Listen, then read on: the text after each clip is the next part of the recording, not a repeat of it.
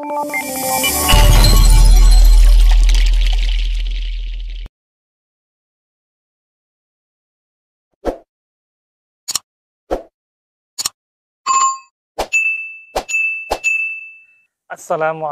warahmatullahi wabarakatuh. Alhamdulillah. Alhamdulillahillazi farada 'alaina syiyam. Syahrul Ramadan allazi unzila fihi al-Qur'an. Hudan linnas wa bayyinat minal huda wal furqan. Amma ba'du.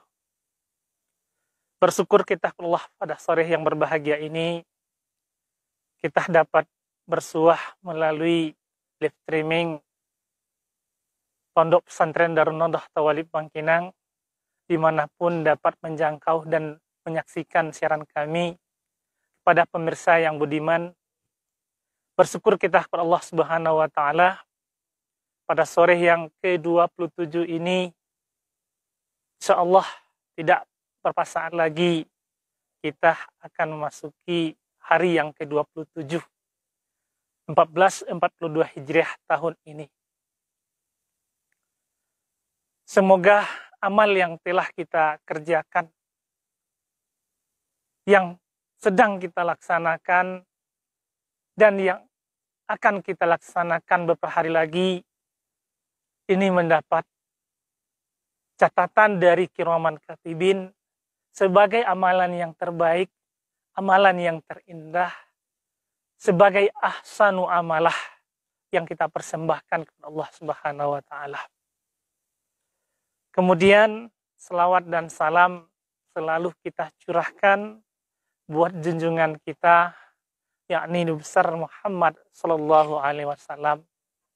Semoga kita selalu istiqomah dalam menjalankan garis-garis besar haluan kehidupan yang beliau tinggalkan kepada kita.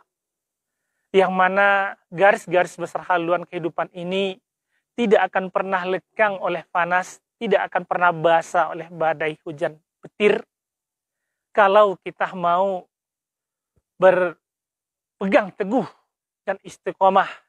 Insya Allah Rasul menjamin kita lan tadillu abadah, tidak akan pernah sesat, tidak akan pernah ragu dalam menjalani kehidupan ini, apalagi kehidupan setelah ini. Kenapa demikian? Karena kita selaku insan itu ada 4 perjalanan yang kita lalui. Perjalanan yang pertama sudah kita laksanakan di dalam rahim ibu kita yang kita kenal dengan masa azali. Kemudian memori-memori kita bisa kita bernostalgia kepada ibu kita, kepada istri kita, bagaimana rasa perjalanan yang pertama. Kemudian di perjalanan yang pertama sudah kita lalui. Maka masuk kita di perjalanan yang kedua ini adalah perjalanan alam dunia. Di perjalanan alam dunia ini kita sudah MOU. Kita sudah melakukan perjanjian. Ketika Allah meniupkan ruh kepada tubuh kita ini, Allah berikan kepada kita kebebasan untuk memilih. Ketika Allah bertanya kepada kita, alastu birabbikum? Qalu bala sahidna. Apakah aku ini bukan Tuhan kalian? Bukan Tuhanmu? Semua kita menjawab dahulu. Di dalam rahim ibu kita semua, janin itu semua menjawab. Benar, bala, benar ya Allah. Sahidna, dan kami bersahadat, kami berjanji. Apa janji kita? Ati Allah. Untuk selalu taat kepada Allah. Mulai dari rahim kita sudah berjanji untuk taat kepada Allah. Sampai kita ke dunia ini. Namun sesuai apa yang dikatakan Rasulullah dalam riwayat Imam Muslim dan Imam Bukhari. Kullu mauludin yuladu alal fitrah. Setiap anak yang lahir itu suci. Tergantung Pak Abawaihi. Yang mempengaruhinya adalah lingkungan terdekat. Tentu orang tua, ayah, ibu. Keluarga, masyarakat. Sangat mempengaruhi. Yahudani, Yansirani, Yumajasani. Ingin menjadi Yahudi, Nasrani, Majusi, penyembah abis sekalipun. Alhamdulillah. Nenek moyang kita, ibu kita dalam keadaan Muslim. Islam. Maka kita berazam Jangan Allah ambil nyawa ini sebelum sempurna Islam kita. Dan Allah pun katakan kepada kita, ya ayyuhallazina amanu udkhulu fis-silmi kafah.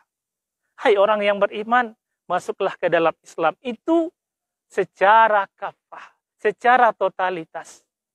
Wala tattabi'u khutuwati syaitan. Dan jangan kalian mengikuti cara-cara setan. Kemudian dalam surah Al-Imran Allah katakan, fala tamutunna illa wa antum muslimun. Jangan kalian mati dulu sebelum sempurna Islam kalian. Maka kita berharap dan berdoa mati kita dalam keadaan Islam, dan selalu kita berdoa, Allah maktim ajalana wa amalana bi husnil khotimah. Para pemirsa budiman live streaming PDNTB yang kami hormati. Perjalanan yang kedua ini entah 30 tahun, entah 1 detik ini sudah kita lakukan. Kita hanya mengikuti takdir kita. Kemudian masuk kita di perjalanan yang ketiga, perjalanan alam barzah, alam kubur. Kullu nafsin za'iqatul maut. Setiap yang bernyawa pasti akan menemui ajalnya. Cepat lambat, inna lillahi wa inna ilaihi raji'un. Tidak ada yang punya kita. Tidak ada akunya, tidak ada sayanya. Semua ini adalah anugerah Allah. Adalah amanah Allah yang harus kita pertanggungjawabkan. Di perjalanan alam kubur, apakah nikmat kubur, apakah azab kubur yang akan kita terima? Kalau nikmat kubur, alhamdulillah. Azab kubur, na'udzubillah. Ma'asyiral muslimin, para pemirsa budiman yang kami hormati. Di perjalanan yang keempat, inilah perjalanan final kita yang kita sebut dengan perjalanan alam mahsyar. Di perjalanan alam mahsyar, kita tidak tahu berapa lamanya. Dalam surah As-Sajdah dikatakan sebagai lukisan, alpin sanatun mimma ta'udun. 1 hari di akhirat itu 1000 tahun di atas dunia. Kadangkala kita ke masjid tak sampai 1 kilo, merasa capek kita, merasa penat kita.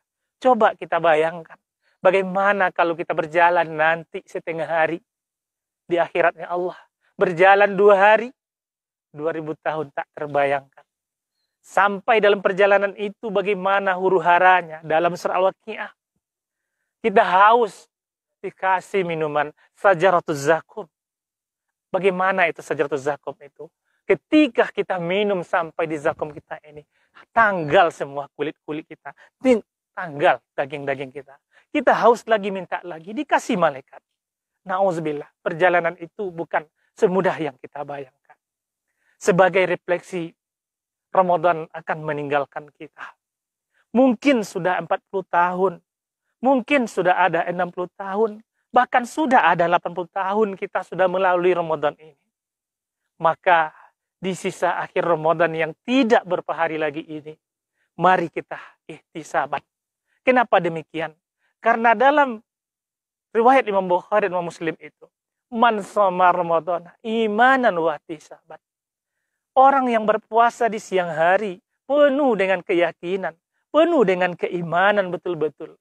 Imanan wa ihtisaban, penuh dengan perhitungan, ihtisaban betul-betul dengan ilmu dan syariatnya dijalankan. Ghufira lahu ma taqaddama min dzambi. Allah akan menjamin dosa-dosa kita akan berguguran. Begitu juga di malamnya. Man qama ramadhana imanan wa ihtisaban. Ghufira lahu ma taqaddama min dzambi. Siapa yang menghidupkan malam-malam Ramadan penuh dengan iman, penuh dengan ihtisaban. Ghufira lahu ma taqaddama min dzambi. Allah akan mengampunkan dosa-dosanya yang telah berlalu. Maka ketika 1 Syawal nanti, taubahnya kita seperti kertas putih yang baru.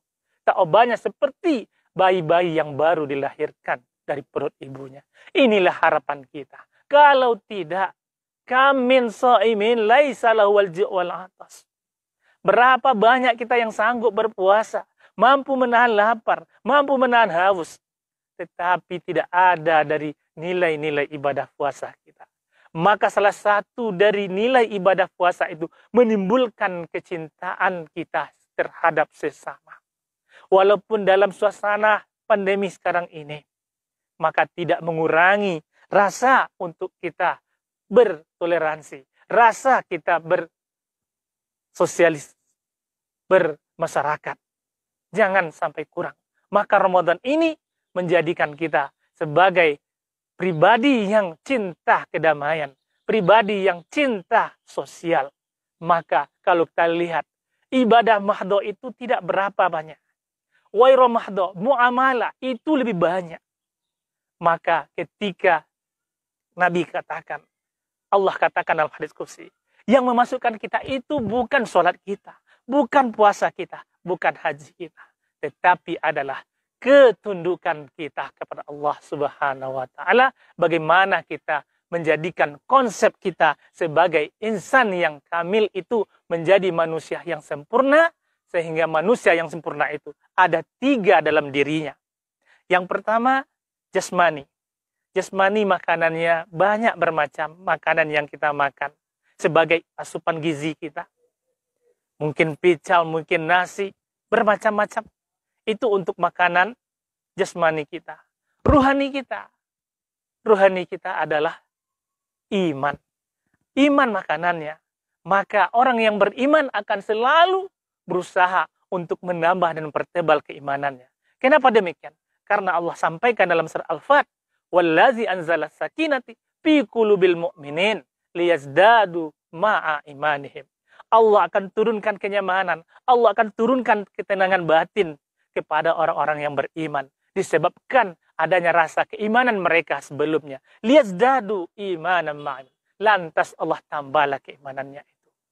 Kemudian jasmani, ruhani. Kedua ini harus sejalan. Kalau jasmani saja, sama kita dengan yang kaki 4. Sama kita dengan hewan melata. Kalau ruhani saja kita, tidak mungkin pula kita sama seperti malaikat. Maka malaikat itu tidak ada jasmaninya. Maka dia adalah ruhaninya. Maka dia gaib. Kita bertubuh kasar. Maka ini adalah sebagai keimanan yang wajib kita percayai. Maka bagi manusia, jasmani dan rohani harus balance seimbang. Fala tansana sebaka minad dunia. Jangan kamu lupa bagianmu di dunia. Walal akhiratu khairu abaqah. Tetapi akhirat adalah tujuan kita yang utama. Kemudian yang ketiga, manusia itu ada ilmu. Maka ilmu dalam Islam tidak main-main. Kullu faridatun al muslimin wal muslimat. Wajib setiap pribadi muslim laki-laki, muslim perempuan wajib menuntut ilmu. Apalagi ilmu tentang agama. Tetapi dalam Islam tidak ada ilmu agama, ilmu umum. Tidak ada beda-beda. Yang mendokumentami itu adalah masa penjajahan Belanda dahulu. Maka bagaimana kita lihat Khorzemi, bagaimana Al-Jabar, bagaimana Al-Farabi, para salafus saleh dahulu. Mereka tidak hanya ahli dalam bidang fikih. Kita tahu Al-Jabar ahli matematika, tetapi yang ternama Pitagoras. Padahal dialah sebagai pencetus teori dari teori logaritma itu. Kemudian Khawarizmi dengan putik sarinya tanaman, tetapi dia tak ternama. Kenapa? Karena Islam itu sudah diputar balikan. Kenapa? Karena Allah pun mengatakan kalau umat Islam itu tidak lagi seperti masa pada pemerintahan Umar bin Abdul Aziz. Tidak lagi pada masa pemerintahan Al-Mu'tasim. Bagaimana pada masa Umar bin Abdul Aziz, orang belajar, anak-anak belajar itu dikasih beasiswa, dikasih fasilitas yang luar biasa. Menulis bagaimana dikasih, dihargai dengan emas. Menulis 1 kilo buku dihargai dengan 1 kilo emas. Maka bagaimana motivasi anak-anak dahulu, soleh dahulu, sehingga bagaimana kita lihat Islam jaya, bukan hanya jaya, maka Islam itu menebarkan ilmu itu ke seluruh pelosok negeri. Tetapi ketika terjadi perang salib, 13 kali terjadi perang salib. 1, 2, 3, 4, 5 itu dimenangkan oleh orang Islam. Karena masih kuatnya jihad, masih kuatnya. Tetapi ketika Islam sudah mulai goyah, ilmu sudah mulai dilupakan, orang tidak lagi mementingkan ilmu, maka bagaimana? Cordova jatuh gara-gara hanya seorang perempuan, Ratu Isabella. Kita bangga ngasih nama anak kita Isabella, padahal dialah yang menghancurkan Islam di Córdoba di Spanyol dahulu. Ma'asyiral muslimin, teman Allah yang berbahagia. Sebagai refleksi kepada kita semua, untuk saya sebagai pribadi, mari, tidak berapa hari lagi Ramadan akan meninggalkan kita. Mari kita ihtisab diri kita. Apakah yang 27 hari ini yang sedang kita laksanakan ini betul-betul termasuk ahsanu amalah, termasuk sebagai perbekalan kita kepada Allah, fa inna khairaz taqwa. Apakah hanya sekedar lapar dan dahaga yang kita dapatkan? Para pemirsa yang beriman, dimanapun dapat menjangkau siaran kami, semoga hal yang sedikit ini mampu menggugah kita bersama, terutama kepada kami sebagai penyampai dan kepada para pemirsa dimanapun dapat mendengarkan dan menyaksikan siaran kami. Lebih dan kurang, mohon maaf. Fa'tabiru lil absar la'allakum turhamun. Assalamualaikum warahmatullahi wabarakatuh.